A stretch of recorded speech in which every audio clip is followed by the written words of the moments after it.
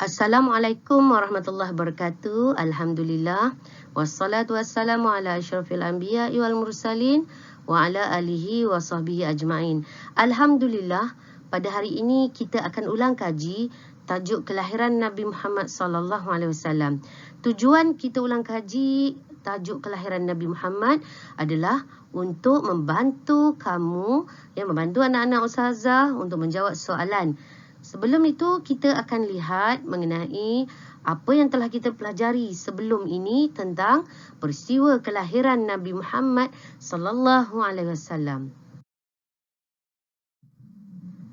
Untuk latihan di muka surat 16, kita mulakan dengan hari kelahiran Nabi Muhammad sallallahu alaihi wasallam.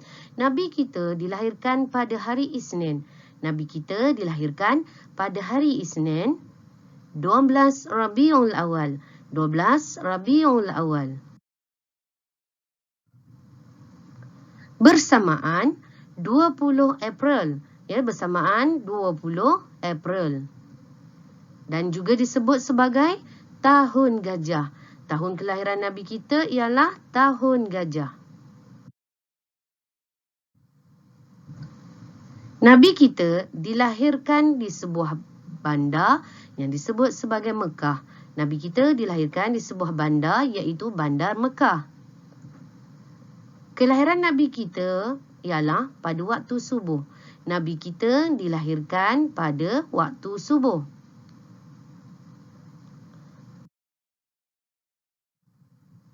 Seterusnya, untuk latihan di muka surat 17, kita akan belajar mengulang kaji mengenai tajuk peristiwa yang berlaku sebelum kelahiran Nabi Muhammad sallallahu alaihi wasallam.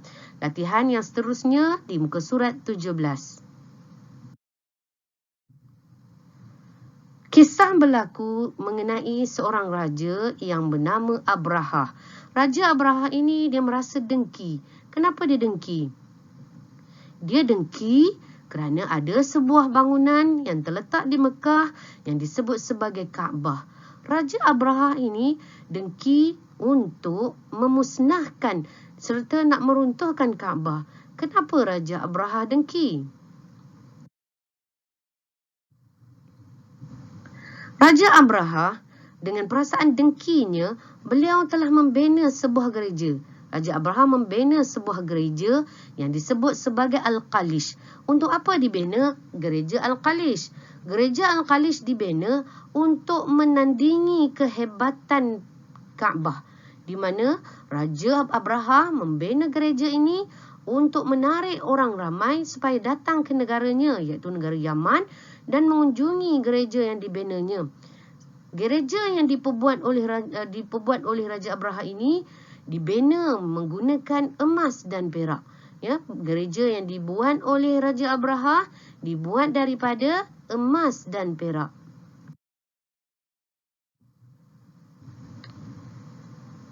Setelah membina gereja, kunjungan orang daripada luar ke negara Yaman tetap tidak seperti mana yang diharapkan oleh Raja Abraham. Dengan perasaan marah, Raja Abraham telah mengumpulkan 20,000 tentera yang menaiki gajah.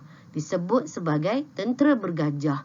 Sebab itulah tahun kelahiran Nabi kita disebut sebagai Tahun Gajah, di mana peristiwa Raja Abraham mengunjungi Mekah untuk meruntuhkan Kaabah. Namun, Allah telah menggagalkan usaha Raja Abraham dengan Allah hantar burung ababil. Burung ababil ini telah membawa batu daripada api neraka lalu memusnahkan tentera-tentera bergajah, termasuklah Raja Abraham sendiri. Seterusnya, di latihan muka surat 18, kita akan mengulang kaji mengenai tajuk semasa kelahiran Nabi Muhammad SAW. Latihan di muka surat 18.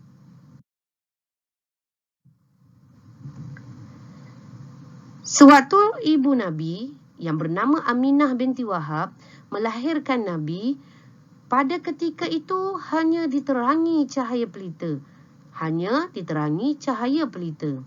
Namun, apabila Nabi Muhammad SAW dilahirkan, rumah Abdul Muttalib, datuk Nabi yang terletak di kampung Bani Hashim, telah menjadi terang benderang.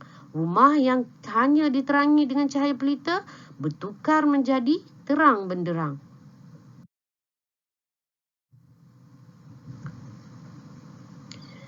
Aminah iaitu ibu Nabi, apabila melahirkan Nabi tidak merasai penderitaan.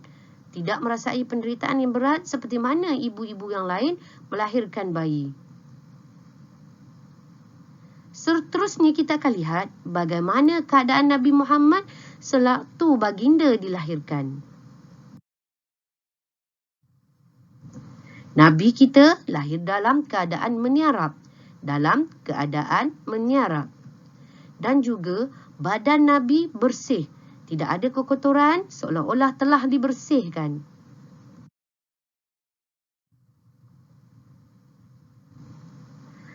Dan Nabi Muhammad telah dikhatankan.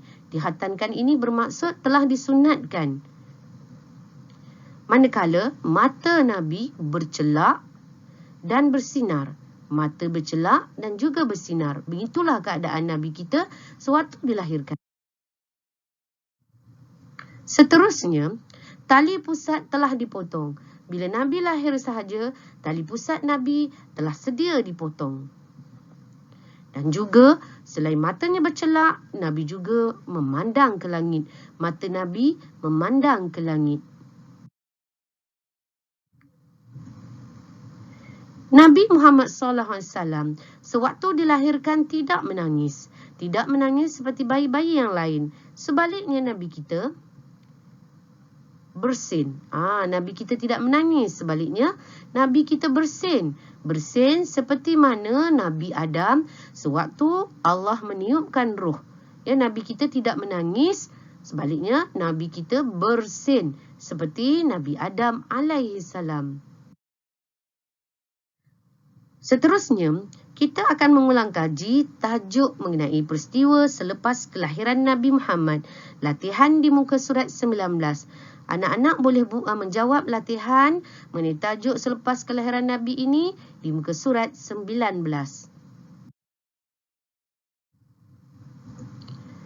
Apabila Nabi Muhammad SAW dilahirkan, datuk Nabi iaitu Abdul Muttalib merasa sangat gembira lalu membawa Nabi kita iaitu Nabi Muhammad SAW mengelilingi Kaabah sebanyak 7 pusingan.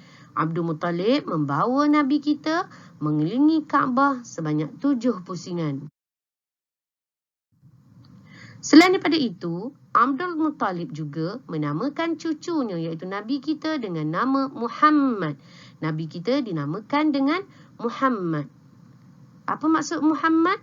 Muhammad bermaksud yang terpuji. Muhammad bermaksud yang terpuji.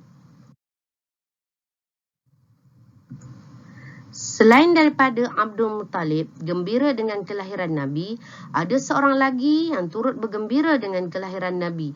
Orang itu ialah bapa saudara Nabi yang bernama Abu Lahab. Abu Lahab telah menghantar hambanya yang bernama Suwaibatul Aslamiyah ke rumah Datuk Nabi untuk melihat kelahiran Nabi. Apabila Suwaibatul Aslamiyah ke rumah Datuk Nabi dan beliau mengetahui tentang kelahiran Nabi, dan berita tersebut disampaikan kepada tuannya, iaitu Abu Lahab. Katanya, wahai Abu Lahab, kamu telah mendapat seorang anak saudara lelaki. Kata-kata Suwaibatul Aslamiyah ini sangat menggembirakan Abu Lahab. Lalu Abu Lahab berkata, maka pada hari ini aku merdekakan kamu. Aku bebaskan kamu, Suwaibatul Aslamiyah. Selain daripada itu, Abu Lahab juga mengadakan jamuan bagi menyambut kelahiran Nabi Muhammad sallallahu alaihi wasallam. Begitulah ulang kaji kita mengenai tajuk kelahiran Nabi Muhammad sallallahu alaihi wasallam. Ustazah harap anak-anak dapat menjawab latihan yang telah Ustazah sebutkan. Kita jumpa lagi. Wabillahi taufiq wal hidayah. Assalamualaikum warahmatullahi wabarakatuh.